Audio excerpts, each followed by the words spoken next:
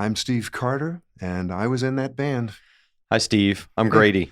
we've met. Yeah, Yeah. nice to see you across a crowded table. Yeah. Yeah. Thanks for being here. Oh, well, thank you for inviting me. I haven't had an invitation in a while. We were talking about, identifying yourself and names and stuff like that because you're known as Little Jack Melody. Yes. How long have you been going under that name?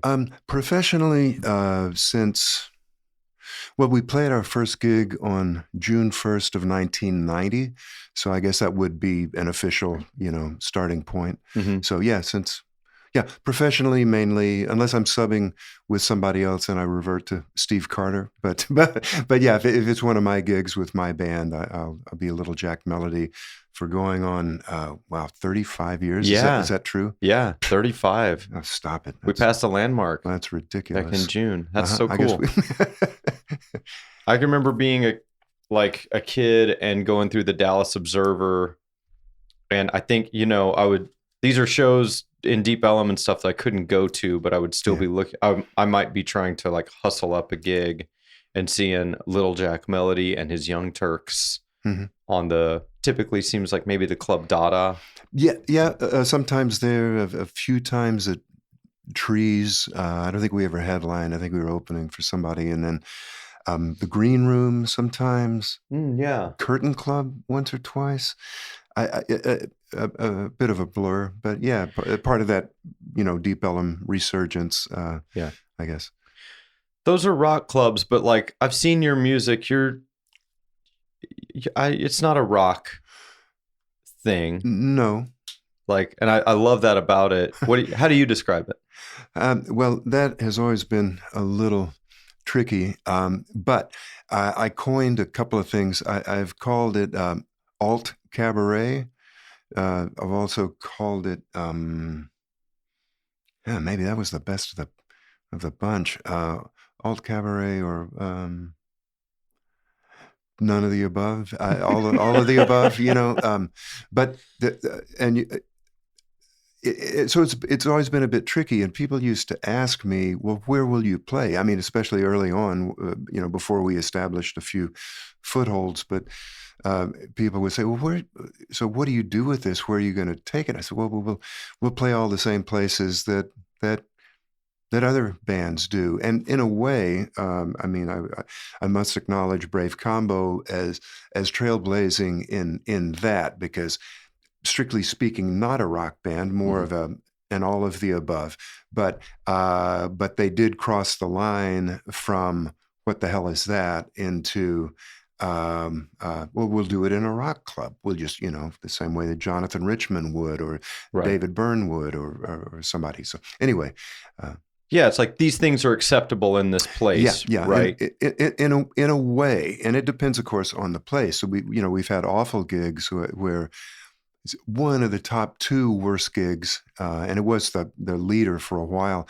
We were playing at Fitzgerald's in Houston, and I think her thinking was, well, this band is kind of different, and Mojo Nixon is kind of different, so we'll put this different together with that different. Well, what we found out quickly was that anyone who wants to hear Mojo Nixon will hate us, and they will hate us loudly. And I mean, they were screaming at us to leave so loudly that, like, while we were playing, of course, we're not an extremely loud band, depending on what the sound system is doing. But anyway, no, I mean, it was everything but throw rusty chicken blades at us or something. Yeah.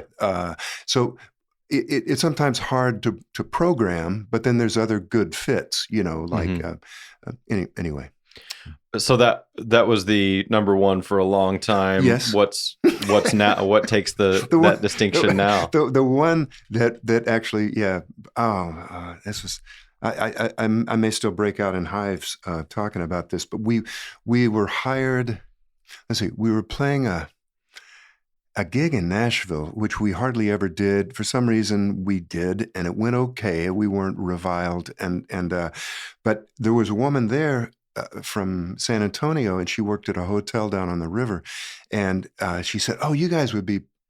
Now I'm mixing up two stories. No, she heard us at a wedding in New Mexico. That's where she heard us. I went a generation, but I preempted myself there. But anyway, she heard us playing a wedding reception and thought you'd be perfect for my New Year's Eve at the hotel in San Antonio. And I don't know why we were perfect for the wedding we played. However, by the time she booked us for her hotel, and they didn't know what to do with us. And so the day before, they said, "Well, you're bringing your PA, right?" And we thought, "Well, no, we don't have a PA." So we had to rustle up a PA, and then I don't know, a day or two out, they also said, "Well, we're not sure how to describe your music. So when people call and they're booking their New Year's Eve package, because it was one of those all-in things, they said we've been telling that you'll be playing all their classic rock hits from the '60s and '70s." I said, well, that's not all that accurate. Well, but the money was good. It was at that moment, it was the most money we'd ever been paid, but we did have to bring the PA, and that was a drag. And then when they started screaming at us, like in the first set, within, let's see, I don't think we even played an entire first set before they stopped us, and they got the DJ cranked up using our PA. Thank you very much. Mm-hmm. And he saved the night, because there were people screaming at us things like, and we played Mac the Knife in, which we do in German, and it doesn't swing. It's staid and stolid the way Kurt Weill and Bertolt Brecht intended. So it just kind of stomps through. And it doesn't change keys. It goes 7 verses of narrative without a swing in sight, and anyway. But they were screaming at us to please play something in English, on the basis of the 4 minutes in German we did. So, yeah. It was awful. And our wives and or girlfriends were there with us. They pulled the plug on us. Honest to God, it must have been only half an hour in. And then we went up to our rooms and got smashed. Just absolutely. It was the only way to recover. And then the next morning when we were checking out, and I threw out my back doing absolutely nothing. I was standing in the room and my back just went out, and it never does that. I couldn't even drive. Anyway, sorry this is so long-winded, but then we were standing in the lobby trying to get checked out and enduring the glares of the people who had hated us the night before. Mm-hmm. But really, and they brought in some folklorico dancers, real quick. And then between that and the DJ and YMCA, they made a night of it. But anyway, that one endures as worst gig ever. Yeah. Thank you for asking. Yeah. I'm glad. Yeah. We'll get that out of the way. Okay. But you were and then before Little Jack, I know because I've seen this footage on YouTube. It's I'm gonna massacre this band name on Star Search. Schwann's Right. LaFons. It's pretty close. Schwann's LaFons. Okay. Yeah. I'm sorry that is the only, as far as I know, the only video record of us online. I discourage everyone from watching it. It's pretty awful. But we were on Star Search. Now, there's nothing about it, to me, not really having any point of context other than, it was shown to me by our friend JC. Okay. And being like, that's Steve. That's Little Jack Melody on bass. Yeah. And y'all, it's like pretty standard 80s rock. Yeah. How do you was that a Denton band? Yeah. We were based in Denton. We got together through the School of Music. We were all music students, and found each other. The band actually started in '73. I joined in '76, and I think I was the 3rd or 4th bass player at that point. But it was a really interesting band early on, and we played things that other people didn't play. So if nobody plays the Fugs, and if you play Steely Dan, you don't play Pearl of the Quarter or one of the more obscure songs. You play, King of the World. Well, anyway, but we did a lot of Steely Dan, a little bit of Frank Zappa, some King Crimson, like early 21st century schizoid King Crimson, things like that. So, or if we played Beatles, it was Walrus, or Savoy Truffle, which is not, these aren't the hits sometimes. And so it came out of that. but then as the band got older and people got married and bought houses and had kids and stuff, it's like, well, we kind of have to pay the bills. So two things resulted. One was we decided we had a fiddle player early on who went on to well, later went to Nashville and played with guys like John Michael Montgomery, I Mm-hmm. think, from the Land of Three Names, and so so we sabotaged or disguised ourselves as a country band every third month to play at the Trail Dust Steakhouse, either in Dallas or the old one out in the one on 380 or the one in Dallas, and we would do that for a month to make enough money to float the band for the other 2 months when we were playing regular rock clubs and Mm-hmm. and struggling. So that was one defense posture, and then but then well, yeah, Jimmy moved off to Nashville and got his Nashville gig, so we couldn't do country anymore, and that was when we started compromising by playing. Oh, here's a new one by Tears for Fears. So let's do Everybody Wants to Rule the World, Mm-hmm. because all the college students in Nacogdoches, Texas, who have come to hear us, want to scream along at the top of their lungs. So we increasingly compromised our integrity. I think I can say that out loud to the point that then many years later, or a few years later, yeah, we wind up on Star Search up against a band called Limited Warranty, who I think were from Minneapolis or somewhere, and they were kind of trying to be a flock of haircuts, and we were kind of trying to be a flock of Tears for Fears or something, Mm-hmm. uh, it was not us at our finest moment, and Okay. it's unfortunate. It's an unfortunate introduction because it really was. I mean, for the first good many years I was in the band, it was really interesting and really stimulating, and then it was just compromise after compromise. That Yeah. I like, I mean, the things you mentioned, the touchstones you mentioned, okay, Zappa, yeah, King Crimson, yeah, Steely Dan. I love that. And I love their attachment. That's cool and progressive, kind of far out music, sort of posturing as pop yeah, yeah, yeah, in, yeah, at its best, or at its, yeah. and all of those, they have little hits. It might Uh-huh. not be their best song, but it would Right, be something. right, and it was all at one time would have been, oh yeah, I could hear that on the radio. I could turn on an FM station, the progressive one, the underground one, Mm-hmm. and actually hear that. So, but anyway, And I think everyone, I feel like success or something, money or whatever, drives something. I think a lot of people that have a hit with something, and you see it happen.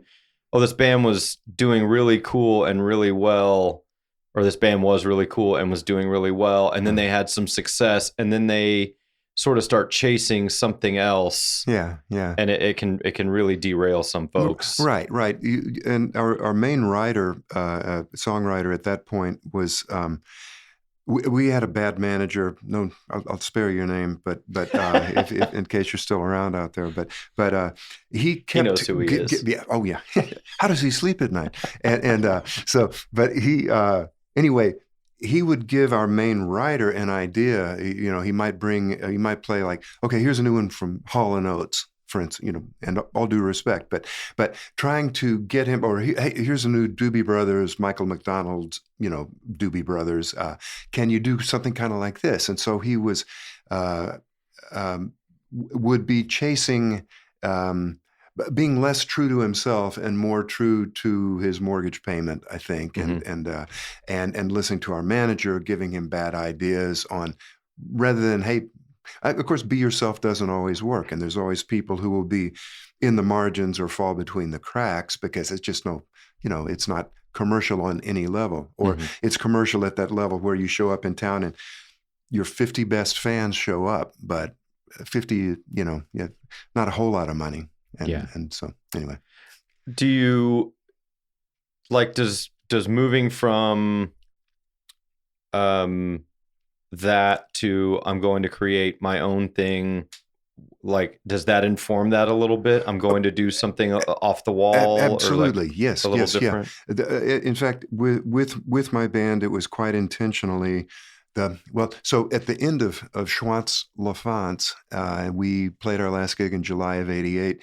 And by that point, we had these early generations of digital synths, the Juno something or other, and the Yeah. DX7. Those were Hmm. Juno 50, maybe. Anyway, but those were coming out. The Oberheim 8s and those were kind of less interesting at that point. So here you've got this new keyboard that will make every sound in the world, and then will make sounds, at least we thought so at the time, that we don't have names for yet. Oh, that's a seven, Hmm. this infinitude of possibilities. Well, uh, that was among the things I was rebelling against when I started my own band. I thought I want a keyboard that makes one sound. I don't want an electric guitar because I've always played in bands with electric guitar. So stop that. And it was a protest against conventional against epic conventions of what you go in to hear a rock band. That's what you're going to get. I mean, give or take, but you know how it's going to be instrumentated, how it's going to be Yes. orchestrated. Hmm. Here are these sounds, and a theremin. I hadn't seen that before, but that would be, that would be quite unusual. That guy's playing a stick instead of a bass, but things like that didn't happen often. And so, but my thought was, okay, well, a pump organ makes one sound. A tenor banjo is everybody's redheaded stepchild. Nobody wants to be in a room with a tenor banjo. And then as far as the drum set in Schwartz was built in one of those like Simon Phillips cages, that with The rack. rototoms and this Yeah. whole rack of toms a Simmons that one Simmons drum that was kind of the precursor to all the other bad. Well, anyway, so I was abandoning all that. So it was a protest. My move was partly protest of let's just throw out all the givens and start over. And then so that was, excuse me, very much an aspect of wanting to do something different. And with Schwantz, I had not written a lot of the music. I had a couple of songs that we played that I'm not especially proud of, and then I wrote lyrics for most of the first album. By the time we put out our second album, our main writer decided, I can write my own lyrics. Which he did, Hmm. and so I was creatively less and less invested in that trajectory, and so that was so with my own band. It was well, I've got a composition degree, which I have never really used up to that point outside of music school. In fact, music school, as wonderful as it is, and as much as I'm grateful for that opportunity, one thing is that it opens up your ears to a lot of things, and then it closes your ears to other things. Like, well, shit, can I say? I'm sorry. Hmm. What we have language barriers No, here? no. Okay, Go ahead. but you think, well, I can't use major chords anymore. They've all been used. So there in music school, sometimes there is an unintentional um, veer into things that are more difficult to assess. Hmm. I mean, you could look at harmony in the 20th century comparing to the 19th or the 18th. It's like, whoa, it's getting kind of thick here, and so, but then after music school and kind of learning arcane lessons, then you come out of it and go, well, you know what? I think a G minor chord would be okay, Yeah. especially if with a sixth, And Right. anyway, but my background isn't in jazz. I was in composition instead, and so just so that there's things that you learn in music school, and then by the time you get out, things you kind of have to unlearn or uh, make yourself comfortable with again, and sometimes it's simplicity or more obvious vocabularies, maybe. Yeah. I think, I mean, something that I believe maybe gets lost and more so in jazz, I think, Okay. is that you're sort of expected to learn these, standard songs. And I think now it feels now like that feels kind of stuffy or something, Uh-huh. but it's interesting to me to be like, these were pop songs Yeah, at the exactly. time. Right. And so while they're telling you about complex harmony and complex chord changes, they're also showing you these songs that some of them are quite simple. Uh-huh. Yeah. You can you can do complex things over them if you're so inclined or whatever. But and sometimes I think it's interesting to go, especially if someone goes, "Oh man, there's a lot of cool chords in this song," and it's almost like, yeah, and it still turned out pretty good. Right, right, right. Like despite all, someone still made this very beautiful with a lot, because I don't think the pop audience is listening for that. They just want a pleasing sound. Yeah. Yes. Okay. And so if you're approaching that, I think that's a very, punk idea. Like you must have expected that some people would dislike it. Yeah. And in fact, that's sort of baked in. Most of the Schwantz LaFonce fans, I say most, I think that's reasonable, did not make the transition with me into my new musical identity and approach and language. It was so unlike what they knew from the band, my previous band. Just kind of didn't get it. A lot of them, and I don't mean that to sound judgmental, but it's something that I did expect to happen. But yeah, but it was what I had to do, and it was time to do it. Yeah. We all, I think, we all make turns and expect people to come with us, but there are expectations, and with an audience, you, without exactly spelling it out, you do establish expectations of yourself to them, and if you, for whatever reason, there's a line somewhere, and I guess maybe you step too far beyond it for some people. Yeah. But I mean, maybe it was just a thing of the time, but I didn't know Schwantz until, the only reason I think I know of it now is because of you, because we're friends, and but I knew Little Jack Melody, I think, just because it's, like I said, probably a timing thing. If I was 10 years older. Yeah. And I'll occasionally play, I'm trying to think of where I was.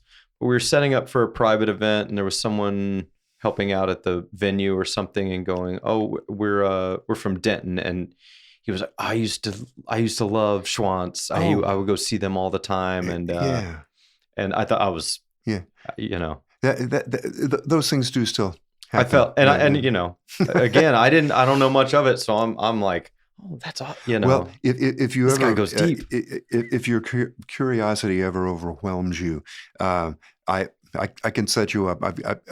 Oh man, and a lot of these are bootlegs, but live.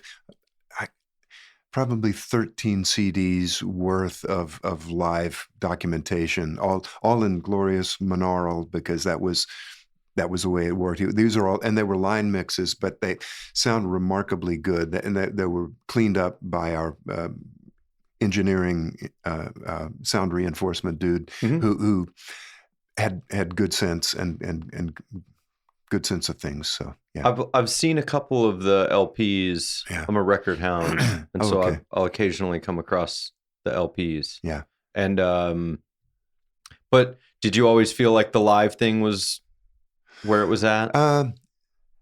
Yeah, I think so. Not to say, I mean,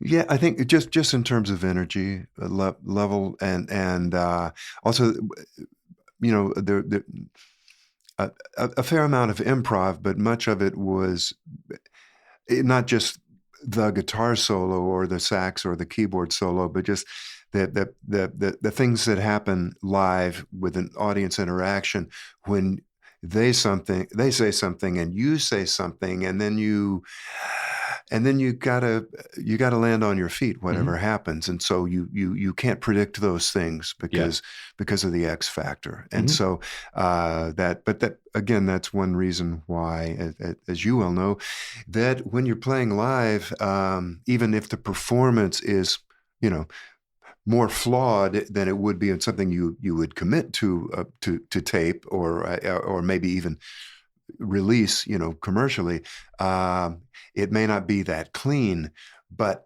you kind of had to be there, and so nothing beats that feeling. Yeah. Really nothing. Like, and part of the frustration is sometimes you'll listen back Yeah. and it still doesn't quite Oh capture. yeah. You're like, okay, I mean, yeah, I was there, so I remember how it felt, and this is how it actually sounded, Yeah. but Yeah. there is no match Right. for it. Right. But I love listening to bootlegs or Uh, live tapes of bands, and I like playing.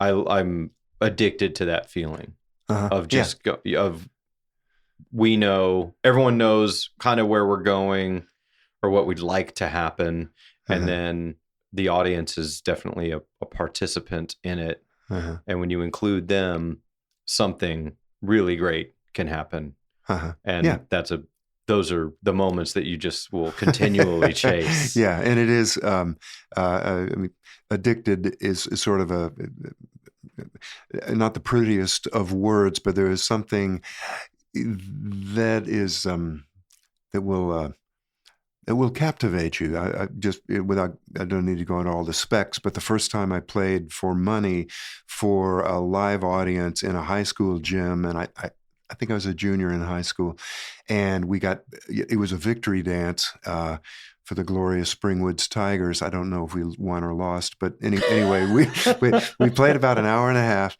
$75. There was 5 piece. So at the end of the night, here's your $15. And I went out the next day and went to A&W Root Beer and also went to the record store, uh, bought the latest Steve Miller Band album and Teen Burger at the A&W, and still had probably $8 or $9 in my pocket. It was the best feeling in the world, and Yeah.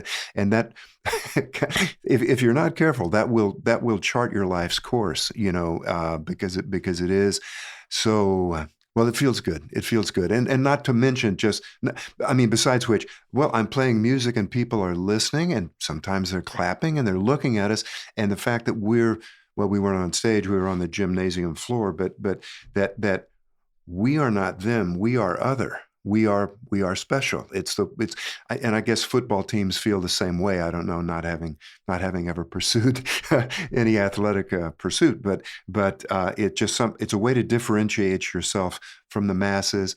And the hope is, if you want to play music, that you've got some talent to begin with, and then you apply that sometimes into whole careers or hobbies, as the case might be. Yeah. So, okay, I talk too much. Please take it. Where are you from?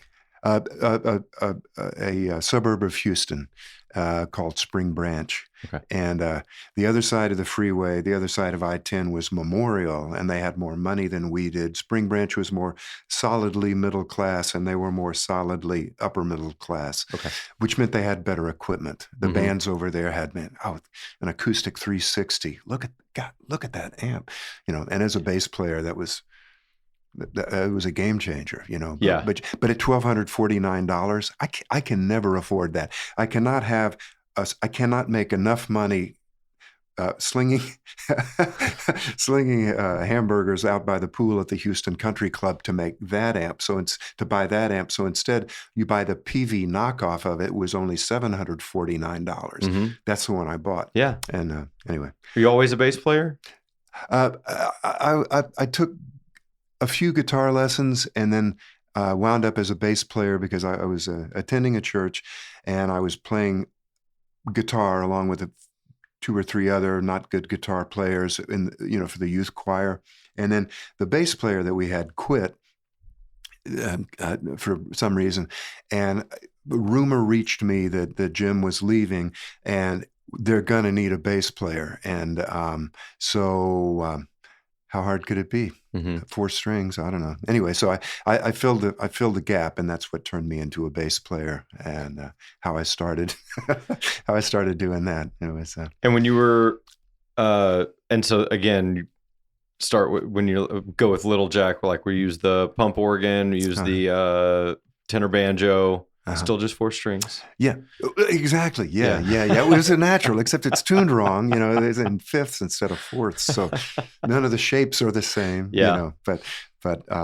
Yeah. So, and then also, one thought would be I will be the bass player in Little Jack Melody, but then I thought, no, I really need a tuba on some of this stuff. And the first guy that I found did double on tuba and upright, but then uh, he kind of cracked under the pressure of graduate school and vanished in the middle of the night, and Mhm. I never saw him again. Well, maybe once, but then found a bass player, excuse me, a Yeah. tuba player instead. So we've had tuba players mostly, but also upright players along the way. And I mean, I've subbed on bass with my band, but it's harder to do. It's Play harder, upright? yeah, I don't yeah, know if I've seen you. or fretless, I don't know but if I've it's seen that. uh, you wouldn't want to. Okay. I'm a very limited upright bass player. I took 3 semesters when I was in school, but never really pursued it. So I have significant limitations Yeah. on the Did instrument. you play in band at school, marching band or Um, anything? well, I wasn't in a good enough band that marched. I mean, Hmm. we had at my high school we had 5 bands, and only the top two marched, I think. And so, but I was in one of the uh, yeah, less significant bands, and I played cornet, Okay. third section cornet. Okay. I mean, the low notes. Yeah. You know how to read? Yeah, Okay. yeah. I do, but not with great facility or dexterity. But And but yeah, then I can read. is your like does Little Jack Melody have a book? Yeah. Yeah, and that was because. Well, no, another thing that evolved out of necessity, since when I started the band, I didn't know who would play with me, and I thought, well, and I was writing everything out, at least to some extent, and so I thought I'm going to have to find players who can read, and nobody's gonna want to memorize this stuff. And I don't know how much work there's going to be, so we're going to have music stands.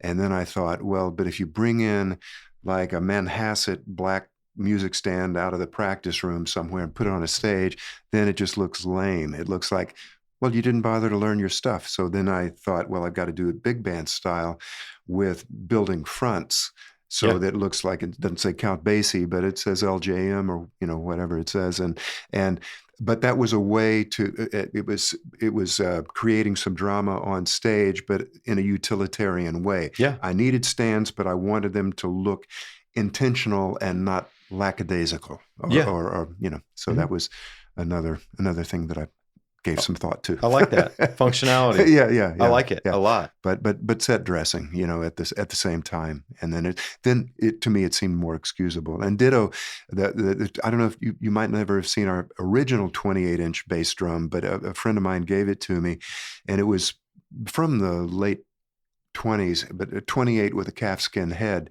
And it was so old that it wasn't even a true 28. It was off Yeah. by fractions. And so, but because it was calfskin, there was a light, excuse me, a light bulb inside, which regulates the humidity, and that was at least the original thought with those old big band drums or swing band stuff was, you needed a consistent tension on the head, and the way that they learned or evolved to control it and keep it steady, so it didn't get all floppy in Houston, which it would have done in Yeah. 115% humidity, was you turn on the light bulb and it just keeps it nice and tight. Well, Mhm. also it illuminates it, and so when you see those old guys at Chick Webb and people with the light bulb in the drum, and it might have an island scene painted on something. Yeah. Wow, I mean that's a laser show, man. That's just beautiful. That's And production. so yeah, and so when my buddy Bruce Berg gave me that drum and said, "Hey, you might need this," and then I turned on the light. Wow, look at that. And so between that and some other devices, it helped create a very, very poor stage show, but it Kind of stuff like, that gets you booed off but stage. yeah, but nobody was doing it, because this was, well, anyway. So And you dress up a little like I- maybe it's still kind of it's like a white coat. it could be, but more frequently, I mean, often, mostly, I've worn tux tails. I guess I don't think it's a swallowtail, but anyway, but a tux with tails, and that again is quite intentional because this was a formative moment for me back in 1972. summer of 72. I went to see Jethro Tull, as I often did. Every time they came through Houston, I was a huge fan in that era. So I would go see them, and there was always a different opening act. Well, that particular summer, when the Eagles were all over the radio with "Take It Easy," they're huge hit, and but they were the opening act for Jethro Tull, which makes Whoa. zero sense at all on Yeah. any level. But here's Jethro Tull, very theatrically appointed, with various costumes and antics. And then here's the Eagles wearing, I mean, Don Henley actually wearing a Henley shirt. And it was the original iteration before Joe Walsh and when Bernie Leadon was still in the band. And they were fantastic, but they were completely wrong. But they all looked like they just stumbled in off a construction site. And I thought, look, you're on stage. You've got thousands of people's wanting to worship you, and why not look like you showed up to put on a show? Yeah. And so that scarred me for life. I thought, well, if you're on stage, look like you're supposed to be on stage. So Yeah. And I got to figure that felt, well, I don't know. There's like a lot of acts I like that do that just, there's a certain, we have I have another friend who, a singer of a band who really, I think, likes to play dress up, and he'll do different things. He'll do different projects, or he likes to make videos and dress up and stuff. And then when it comes time to front his band, his most successful band or whatever, it's a t-shirt and it's blue jeans and like running shoes. I'm like, okay, there's a sort of a don't give a fuck rock and roll outfit that and I think that's probably kind of the start of it. Yeah, you can play that both ways. But then there were other bands. I had the good fortune of the year before I'd seen Captain Beefheart and at a small club in Houston that well, not that small, but anyway. But again, this was back. I think it was the album after Trout Mask Replica, but the stuff those guys, they just looked like they were from another planet. Mm-hmm. But again, it pointed out to me that do something with this stage, and even if you're not, and because I can't dance, and I don't need to demonstrate that, but just, and if you don't have great moves or whatever, then maybe at least costume it, and I won't say eccentricity, but just try to do something with the time and the space you have that makes it look like, yeah, I did plan to be here. Yeah.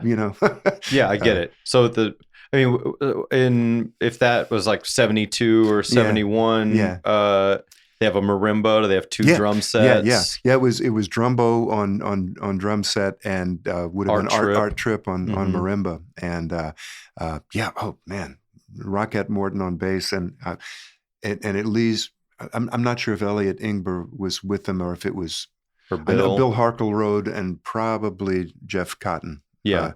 I'm not going by their stage names, but holy crabs, man. And all I knew about them was that Frank Zappa had produced Trout Mask, and I was kind of minor Mothers of Invention fan. But okay, so Zappa's got his name on it, and then that the Trout Mask cover, if you see that in the record store, you'll never be the same. It was the most bizarre, stop you in your tracks kind of thing. That was I'd never heard their music, but based on the artwork and Frank Zappa's attachment to the band, let's give it a shot, and I'm really glad I went. It would be in the top 5 for me. I would have to assume.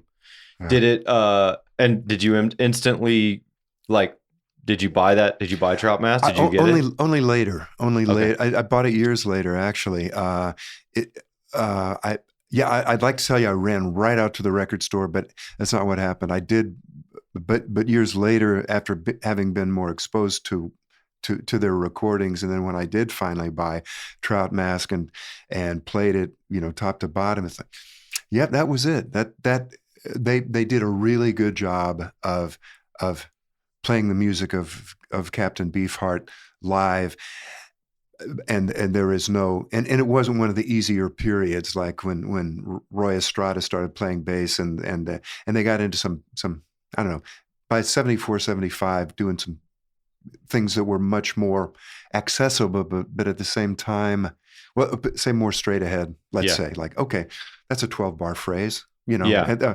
uh, This sounds and like something I've heard before. yeah, yeah. Yeah. But yeah, but that the well, certainly from Trout Mask and then to Lick My Decals. Decals. Yeah. Yeah, okay, I talk too much. Well, no, I love that stuff. That's Uh, like, I mean, and what's crazy to me is I know they tour that, and there's not a ton of video or audio of them playing live in that period. And right, right. I'm like, I mean, there's, I don't know, whatever. Yeah, Name some lesser band, and there's a bunch of someone was yeah, following them around with a tape recorder. But yeah. there's just, and yeah, There is one I've ran into recently. It's when Big Joan sets up, you can Mhm. find that with that lineup, and it's pretty poor quality, but but yeah, you will see those people on stage, and it's out, you know. I mean, yeah, But there's not you're right. There's not much documentation. the sound is so crazy that I no matter how bad the video is, I want to look at it and know Yeah, that it was actually humans responsible for it, yeah, not yeah. aliens. And so yeah, I get that, and I think there's some sort of I don't know. I was just even talking to like I had Kenny Withrow from the New Bohemians in Yeah. here, and he was talking about they got to back up Bo Diddley one time, but to me it's like when there's in Bo Diddley's band, you got a drummer and you got Bo on guitar. There'd be another guitar player and then a maraca player. No Really? bass. Wow. A lot. No kidding. And so it's like that says something, right? I mean, bass is huge, right? You Yeah. think, you know, I play in a band without it, but it's like the saying like not having it is a bigger statement than having it, I guess. Right. And so, and then, but when you're like, oh no, we don't have a bass player. We have this guy who shakes the maracas, and it's like, but that says something. You are saying, you know, that's a statement. Yeah. Yeah. And certainly, yeah, the tuxedo tails and the music stands, the big old bass drum. Yeah. There's a statement there. Yeah. Yeah. And it just sort of evolved. I mean, nothing happened accidentally, but when somebody hands you a 28 and says, hey, this might come in handy. Let me think about that, Bruce. And then when a friend of, actually the drummer from Schwantz LaFonts handed me a homemade, really crude cowbell tree, a cowbell rack with 5 cowbells on it. Instead, it's kind of like temple blocks, but cowbells instead. And there were some good ones, some LPs, and then there were, and then some bad Ludwigs, the old $9 one that you used to get. I'm older than you are, but anyway, and just really ramshackle stuff. But somebody hands you and says, "Can you use this?" I'll figure it out, and that became the basis when Steve Calhoun, our original drummer, playing that 28 with a rack of cowbells on top, a snare, and then bongos instead of tom-toms. And I think just hat, crash, and ride, but it was really, really stripped down. And but that seemed to it made sense because, again, it was anti huge drum set, anti stack of Marshalls, anti equipment. It was all get by kind of stuff. Yeah. And so you're already been friends with Combo at this time? Yeah. I think I met those guys it was either 79 or 80. We crossed paths on a gig. We were both opening for Taj Mahal, who played here in town at a rock and roll roller rink that no longer exists. Where it was at the corner of Fort Worth Drive and 35, kind of across the street from the Whataburger there. Mhm. Anyway, it was there. It didn't last that long, but Taj Mahal was the first name act they brought in, and they got Combo to open, and they got Schwantz to be the second. Well, they played first, and we played, and Cool. Taj, so we had a lot of downtime before the gig. Because they headliners got to do the sound check, and then you're lucky if you get a few minutes to get your levels. So wound up hanging out with those guys for a few hours. Is that building still there? No, I believe it's gone, and I can't remember. It might have been a furniture store for a while. Okay. It was called Ruby Rollers. Okay. And there was, at that moment, 79 or 80, there was a huge roller skating resurgence. And you'd see it at the, on Venice Beach and at the Playboy Mansion. It was just it wasn't even roller derby stuff. It was just people wearing impossibly short shorts and rolling around preferably on beaches or boardwalks. Yeah. Which we have neither of here, but. Yeah, roller rink with a rock band. It trickles in. Yeah. So does that they're out there, it's different. They're doing something totally different, and I guess having some success with it. Yeah. Does that inform your reasoning there? Well, it did in a way. As I was thinking about my band, and I think I touched on this earlier, but just that, well, if they can push the boundaries as they're doing, there's maybe maybe there's some daylight, that might also be make room for a band like mine. And early on, we did quite a few shows opening for them in different places, sometimes Dallas, and elsewhere. But yeah, if it's going to be a Brave Combo receptive crowd, they might not hate us. Yeah, and so unless it's the Mojo people. Yeah, better mix than Mojo Nixon. In crowds there. And then now you're a member of Combo. Do you still? No, I haven't been. Let's see. I joined. I don't remember the exact year. I was the bass player for about 6 years. Let's see, maybe from about 2010 to 2016, something like that. But I've been away from them for a while now. That has been a while. Yeah. I don't see Combo enough, I guess. Yeah. But yeah. But there was a period of time, and it was. I'm glad I did it. It was an interesting experience, and I got to do. Well, one of my favorite things about being in a band is just the travel, and it eventually evolved into one of the main. There were 3 drivers in the Brave Combo van, and I was one of those. So, man, there are few things I'd rather do than drive a 15-passenger van and look out the window. Keeping your eyes on the road, Grady. Sure. Yeah. This always. Okay, always. Safety first. Yes, right. And so, you weren't reading Lonesome Dove as you were driving into West Texas, were you? I wasn't. I was not. Thank you. Or texting. No. So, anyway, but I love this storm is crazy. Yep. I can hardly see the road. So I love driving. I love seeing the world out the windows of a van, and I like motel rooms, and they don't have to be good ones. I do too. I don't like really awful ones, but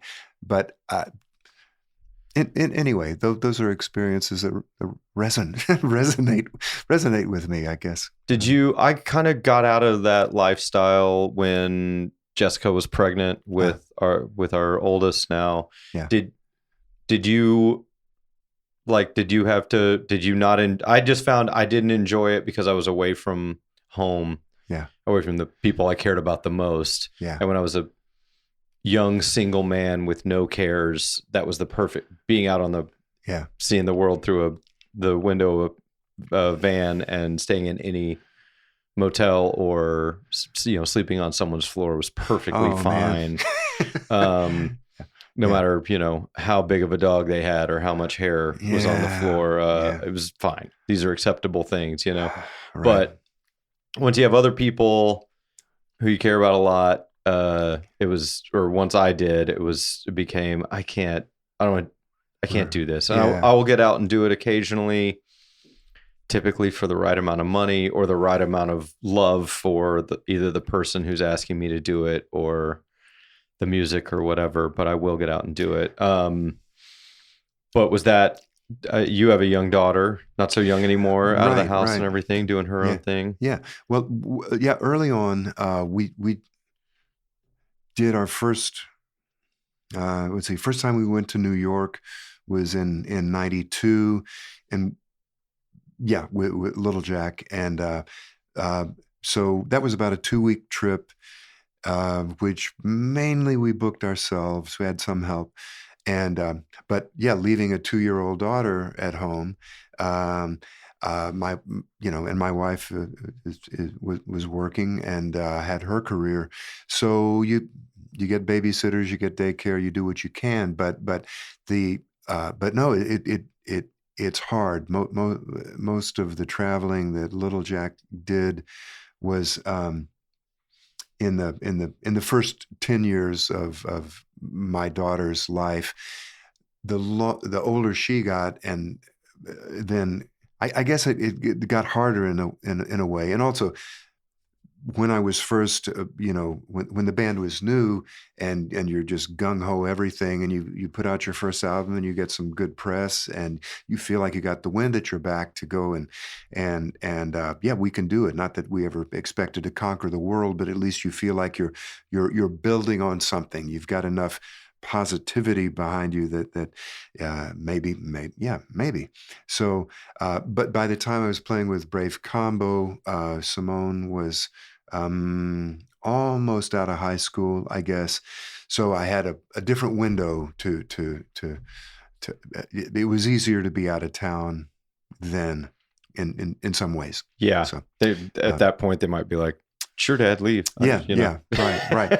That affects me very little yeah. at this moment in my teenage life.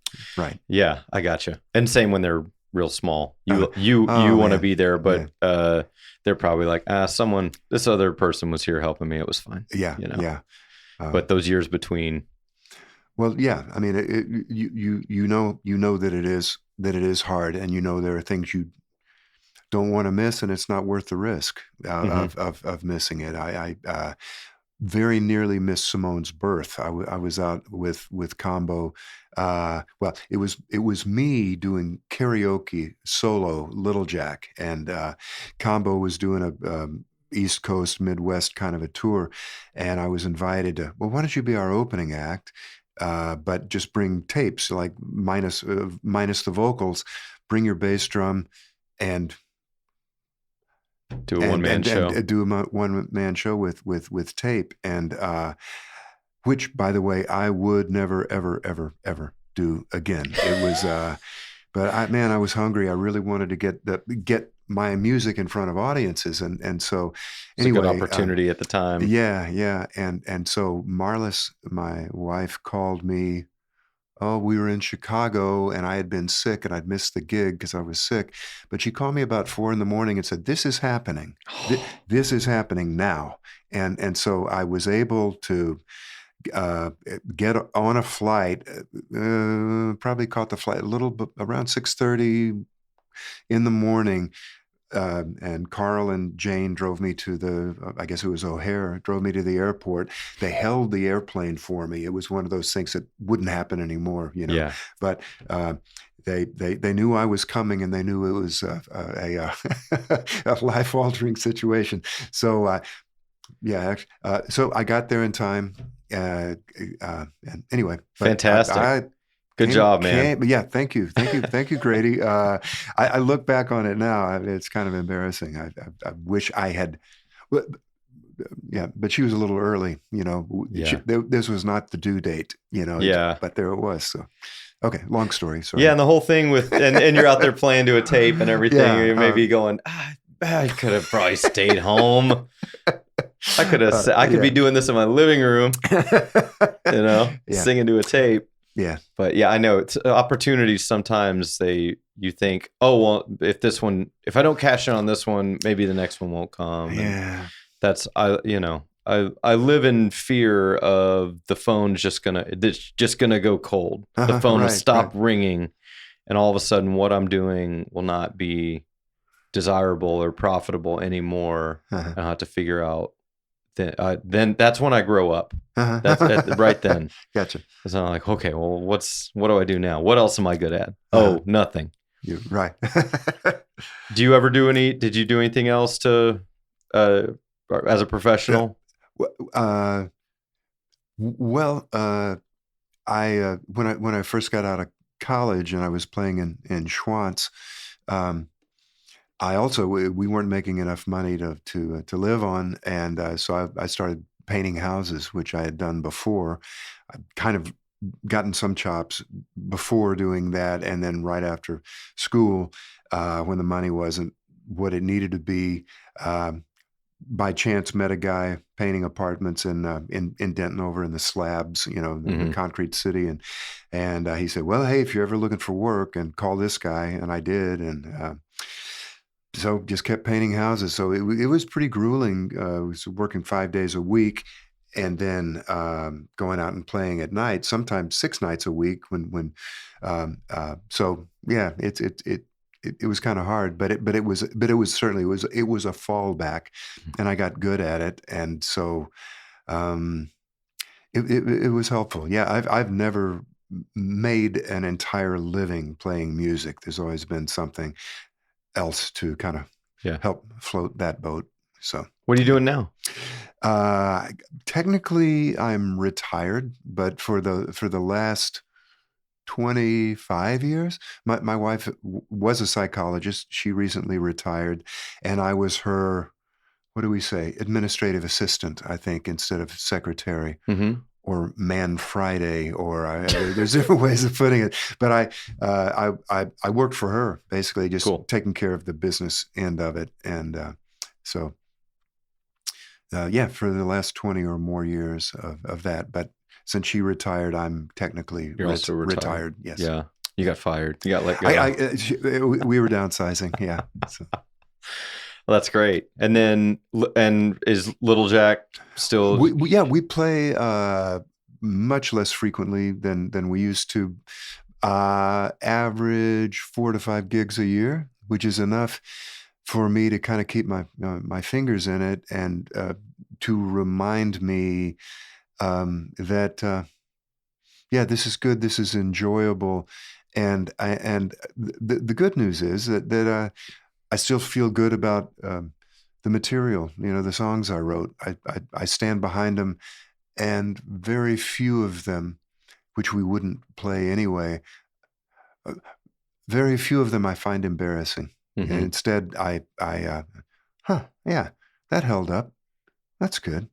And so it's uh, whi- whi- which is a good feeling. Yeah. Um, Well, do you still write? I have not completed a song in a very long time. I'm embarrassed to tell you how long. The last one I was working on diligently was maybe 5 years ago, and I had two different versions of it that were about two different things, and I never could sort out which direction to take it. And I'll spill my beans here. One of them was called Thoughts and Prayers, and it was inspired, if that's the right word, inspired. Well, anyway, by school shootings, Mm-hmm. and um, the inevitability of those, and the fact that no reasonable solutions can seem to be found, and just got sick of hearing that panacea, the placebo effect of thoughts and prayers. Well, Yeah. yeah, yeah. How is that working? So that was one version, but it was called Thoughts and Prayers. And then the other version was probably just about as unsavory. It was about a a woman who was a victim of domestic abuse, and that one was called "The Devil's Beating His Wife." Do you know that phrase? I don't know how well it's known. That I've heard it yeah, before. yeah. What it means, I only know it because somebody I used to be related to. But when when the sun is shining and it's raining outside and the sun is shining, you say, ah, devil's beating his wife. Um, I don't know the exact origin, but that's kind of what it parlays. And I was thinking about how a victim of domestic abuse typically, often, I shouldn't say typically, I shouldn't generalize, but often it's, oh, that, that bruise. Oh, I fell. I'm so clumsy. I hit my head on the coffee table, Yeah, it or stuff, becomes their stuff. responsibility Right. to So, excuse it. yeah. And so that was the metaphor of it. You want it to look like the sun is out. You want to put a good face on it, even though something That's right. really awful is happening, Yeah. but you're in a state of denial, anyway.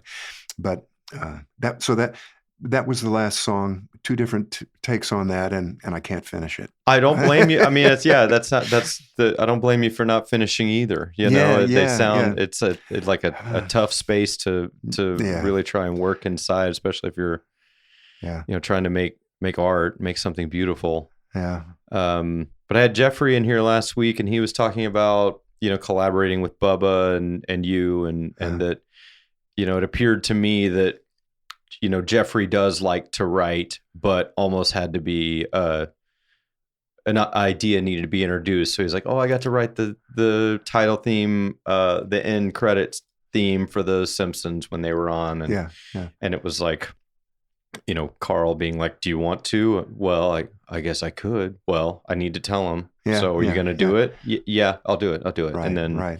or Bubba having an idea. So that was interesting to me. It was like, Jeffrey's obviously brilliant. And so it sounds like, he might have so many ideas floating around. And that was also what it sounded like was, oh, I had this, where do you start, Jeffrey? Well, I had this chord progression that was haunting me. It was like he couldn't get it out. He Yeah. could not. Well, the two times, I think there were only two times I wrote lyrics for him. He brought a song to me, and I said, "Well, what's it about?" And he played it for me, or had a cassette, piano version of it, and I said, "Well, what is it about?" And he said, "I don't know, but this one is called."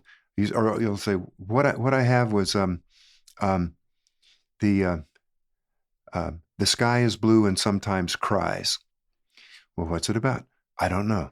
All right. And then the second time that happened, it was many years later, and he said, well, I don't know, but I think the title is "The Best Sunsets Are in the West." Yeah. Okay, what's it about? Well, I don't know. And so that was Both great titles, by the way. Yeah, they are. And then fortunately for me, it was pretty much carte blanche. Go where you want with that, Mhm. and I hope I like it.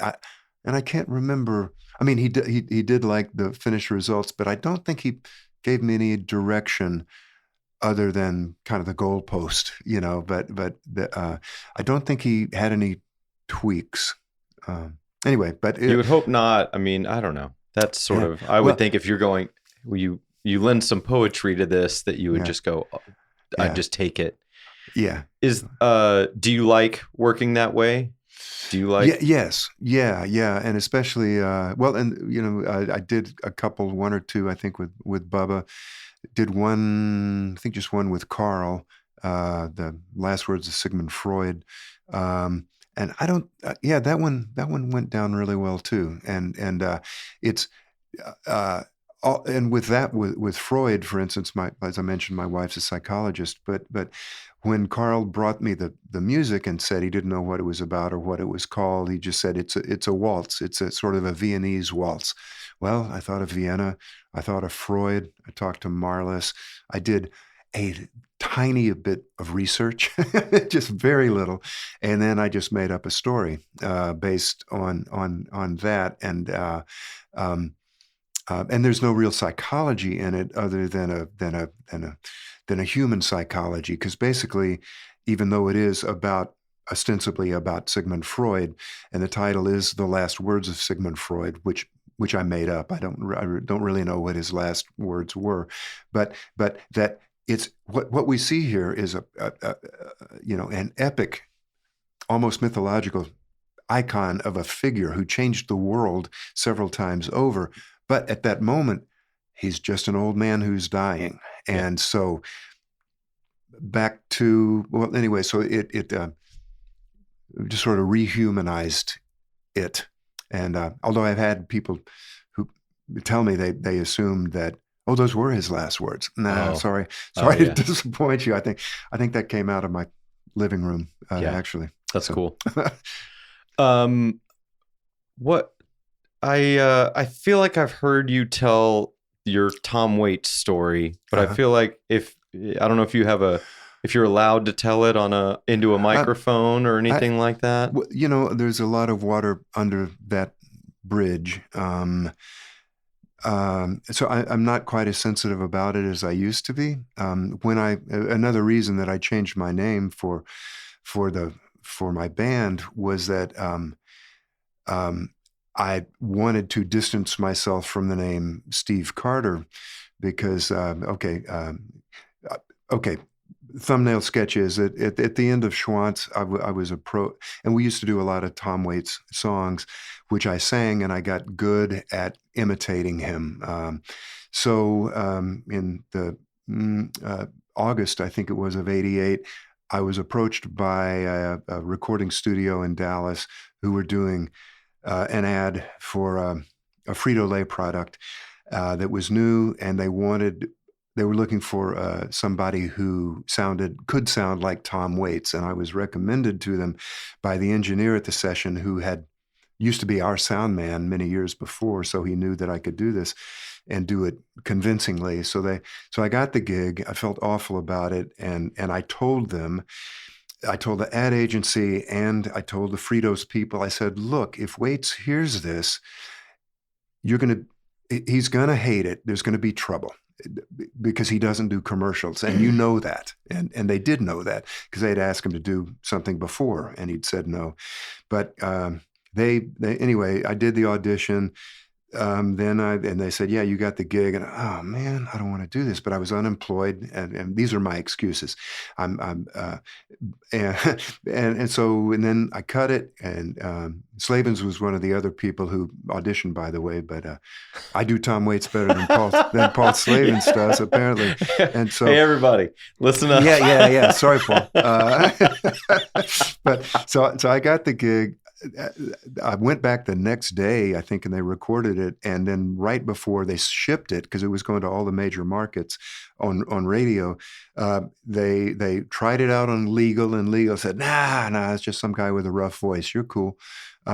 And so they shipped it, and sure enough, Waits was in L.A. I think he was living in New York at the time, but he was in L.A. doing a radio show, or was a guest on somebody's show, and they cut to the commercial, and that was when he heard it, and he was absolutely livid. And anyway, to cut to another chase, so he wound up suing Fritos and the ad agency, and not me. Although, according to him, he was going to, he wanted to, and he told me that. And he would have been within his right, I guess. Yeah, I guess. Although, bless her heart, his wife said, "Look, he's probably just some poor schmo trying to make a buck, which was in fact Yeah. the Thanks. case." And so, Thanks for that.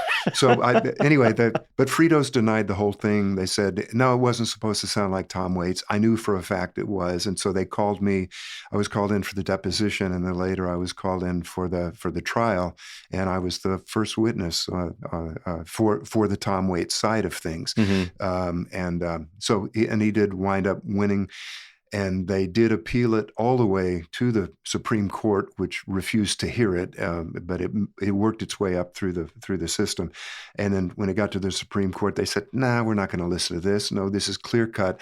Pay him and shut up and go away." And Yeah. so he did make ballpark $3 million Really? on that ballpark, yeah, Wow. give or take. And That's more than doing the ad, I bet. yeah. Well, so when I was putting the band together and writing the material, that stuff, the court case and all, was in the news, and my name was linked to it. And so I didn't want to be. It sort of. I've always likened it to, even as I was driving home from cutting the commercial, thinking I felt like Judas. I felt like John Wilkes Booth, because I was just a huge fan, and I did it for the lousy 30 pieces of silver, which I later wrote that song about. It was inspired by that episode. But anyway, so I wanted to downplay it because I did not want it to be perceived that, oh yeah, he's trying to cash in on this linkage to Tom Waits. I Mm-hmm. did no, I didn't want to make that in any way marketable, or even as a curiosity. Oh yeah, I heard about this. Yeah, he did that commercial, and then they yanked the commercial off immediately. Mm-hmm. But I think I've heard it. it, you I think you can still find it Yeah, online. I found it But somewhere and but heard it. it was supposed to run for 13 weeks and then be renewed, and then I was supposed to get paid every time it renewed the residual, and yeah, anyway, but I just didn't want it to appear or feel like, for that matter, that I had was attempting to monetize this, or sort of like, yeah, like John Wilkes Booth would have had a hard time getting a gig after. Well, what else have you done besides kill the president? Well, I was an Othello. Yeah, I'm damn good. I yeah. do the best Macbeth you ever saw. Yeah, but Doesn't the term your name is Mud, uh, doesn't that come from someone who housed him when he was on the oh, is run? that right? Yeah. Oh, So it's not literally your name is Mud, but someone named oh, Mud, I think, wow. housed I think you're right. John Wilkes Booth Yeah. when he was on the run. I think you're And right. so like Yeah, that's yeah, yeah. the Right. they I don't know. That's I know that's strangely where Yeah. that Yeah. turn of phrase comes. But like and so was it a big deal in like highly publicized at the time? Yes. Okay. Yeah, it was. I learned about it, about the lawsuit, listening to NPR one night. Um, I don't know how long after, but first I heard of it was NPR at night. There was some kind of an interview with Tom Waits, probably on the subject of his latest album. I guess I can't remember, or maybe a movie that he was in. Or, and they said right at the end, it was like a coda. Oh, and by the way, Tom Waits has just announced that he's suing Frito-Lay for using a sound-alike in a commercial. Man, and you could have knocked me over I bet. with 30 pieces of silver. Yeah, No, yeah. oh my God. And then Did you get that feeling? oh, it was awful. And Yeah. then it wasn't long after that I heard from the Fritos attorneys saying, oh no, yeah, well, you need to come in for this deposition. And oh, that wasn't supposed to sound like Tom Waits. I said, Hmm. what? Yeah. That's it. Really? You literally told Really? me. Yeah, and to pat myself on the back, the fact that I told them while I was there, don't do this. Yeah. You'll be in trouble. When he hears this, there will be ramifications if he hears it. Well, anyway, dream come true. But I mean, You did get to meet him under those circumstances, right? Though. yeah. I went up. They flew me out to Los Angeles, and we met, and I went to lunch and went to the courtroom. And in fact, I was there the day they were doing jury selection, and saw him and his wife and the attorneys. And anyway, the story goes, and he was wearing this cheap iridescent suit and these pointy-toed Stacey Adams shoes. I mean, but it's the kind of stuff that he wears, or at least did in back in that era. But I heard from one of the jurors later, or it might have been in the L.A. coverage of it, that, well, yeah, we were there for this jury selection, and when they let him walk out of the courtroom, we were shocked because we thought. We thought he must be a felon. We thought, based on the way he was dressed, that he must have been a really dangerous character. Yeah, that guy's guilty of something. Yeah. But and actually, it worked. Of course, he is a charming, absolutely one of a kind gentleman with a tremendous sense of humor and great storyteller. But that was one of the things, because that worked in his favor when he testified, was that the because they were asking for $1 million, I think, and then, but then but the jury liked him so much that they helped bump up the money, They awarded him more. to include damages and to kind of set an example for other people who might, might attempt the same thing. So, but no, he won the jury over. Yeah, he is that kind of guy. He was nice to you. Oh, absolutely. How cool.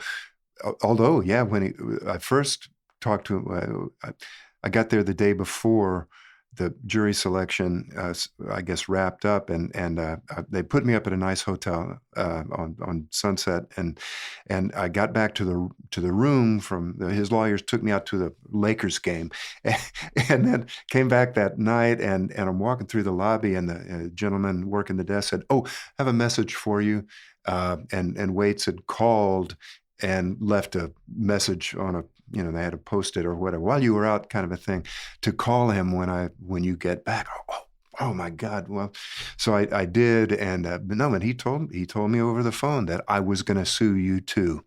And he didn't say it in a bellicose way, but just that, like, I'm not messing around. And then Kathleen talked me out of it. But no, he was, and he did realize that I was a good guy to have on their side as the first. I mean, you're kind of the smoking gun. If you say they told me to sound like Waits. And when I was testifying, they played some Little Jack demos that I had done. These were like not fully. Well, actually, some of the demos wound up on the first album. I'd heard they'd gotten that far in, so they played old tapes of me with Schwantz doing, Whistling Past the Graveyard or Step Right Up or different songs. And like, okay, here he is pretending to be Tom Waits, and versus this is what his voice actually sounds like. Right. And there's just, no, well, anyway, it's pretty obvious that I was attempting to do something rather than that's not what I sound like. So, yeah. Anyway.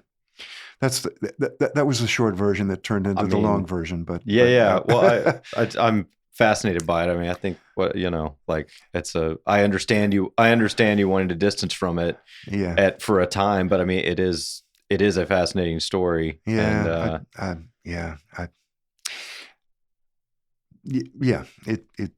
it's out there. Yeah. But, I mean, you're cool with your part in that and everything, right? Well, I'm happy at least that that I told the truth and I didn't bend to the whims of corporate America. I mean, I did warn them that this is a bad idea. You shouldn't do this, and I did what I could, and then I took the money. Hey, I do it all the time. Yeah. There's time people, want you to do something and go, well, and it's always the person, with the silver pieces. Yeah. And I, on occasion will go, I just want you to know, this is a bad idea. Yeah. Like, I'll do it. This doesn't, I'm not telling you, I'm not saying no. Yeah. But I am telling you this is a bad idea. Yeah. But, again, I am just some poor schmo trying to make a buck here. Might have been schmuck. I don't know. It might not have been Yiddish at all. I don't remember. Yeah, well, what the it all exact means word the same was. thing. But and I'm guilty of it sometimes. So. Yeah. All right. Well, and that was the end of my broadcast career. Yeah. You don't get the ad agency doesn't keep you on the Rolodex. The phone quit ringing. Well, thank you so much, Steve, for sharing that and everything. It's been really great to catch up with you in this way. Yeah. Well, thank you for having me. I appreciate your interest, and let's do it again sometime. I'll try to come up with some more stories. Absolutely. Okay. All right. Thanks. Well, I'll interview you next time. Please, let's do that. We got a lot of background we haven't yet explored. Yeah, I'll tell you all of my story. Oh, okay. We'll go with that. Thanks, buddy. Yeah. See ya.